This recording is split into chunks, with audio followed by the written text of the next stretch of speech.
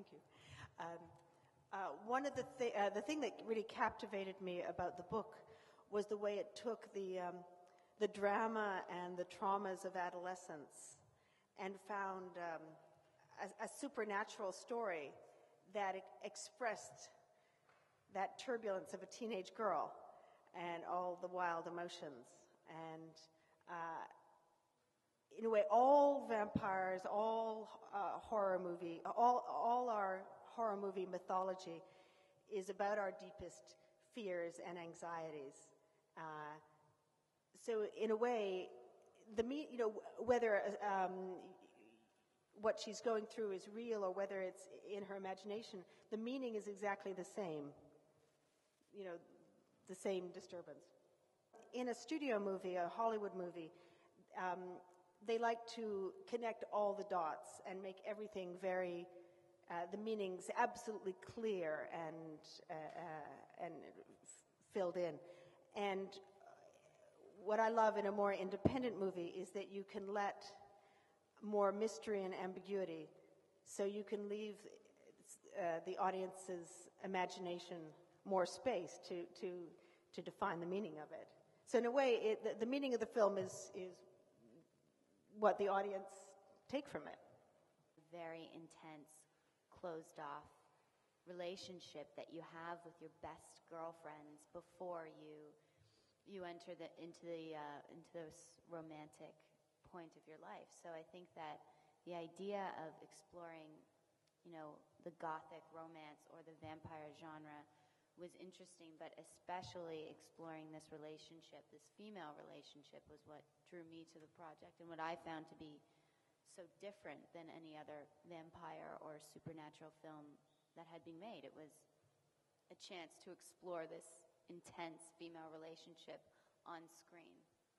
Differently compared to anything I'd read or seen before, simply because we take a completely different look at this myth, this idea of what is evil or what is good. And I think what we see here are these girls, this world that is in this school. I remember this great line from the book, Rachel, nothing matters to us, not politics, nor the war in Vietnam. It felt like a bubble. And it sort of felt like that when we were filming. It felt like these relationships were so intense that you can see how 16-year-old girls have to find that line between what is platonic and what is sexual. And I think that's something Mary Harron had a great sort of grasp on when filming. There was nothing overtly obscene. There's nothing, it's delicate. It is young girls. It's such I feel like as a 20-year-old, I look at the movie from two perspectives. I look at it as a 20-year-old and I look at it from the 16-year-old perspective. And it's so interesting because that's what you do.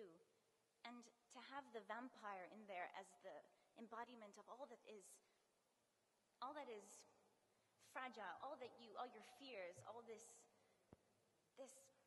negative energy that builds up inside of you, it's projected into this character that we've created, that Rachel created, and Mary, or Nessa, which I think is magical and why I loved doing it so much. Tips happen for teenage girls when they're not ready for the big world of men and sex. And I remember in my own life having these very intense romantic friendships that are stronger than when you go out with boys, because you've put all your love and all your emotion into your best friend. And when your best friend betrays you, it is more devastating than anything. And there are very few films that I can think of that have really addressed this. And so when I first read the book, that was what most excited me. I'd always wanted to do, a classic horror movie of some kind, but the thing that really excited me was that this is something that nobody talks about, except in a kind of Mean Girls context, but not the kind of the beauty and the romantic quality of these female, these young girl friendships. And the other thing I think that it gets at, which relates to what we were talking before about the horror mythology, is there's a lot of teenage girls have a real fear of sex, and that's also something that people don't talk about because it's a very sexualized culture. And everyone, young girls are supposed to be sexy and embrace their sexuality, but there's a lot of anxiety that comes with that. And I think that when you ask about why these stories the old vampire myth keeps resurfacing, it's because the anxieties are different in every era. So when they made The Hunger, it was a different era. There was the AIDS anxiety. There's always anxiety about intimacy, sexuality, intimacy, love. And I think in the Moth Diaries incarnation, I think there's the fear of sexuality and there's the fear of being taken over by another person that it works on. Part of the book, because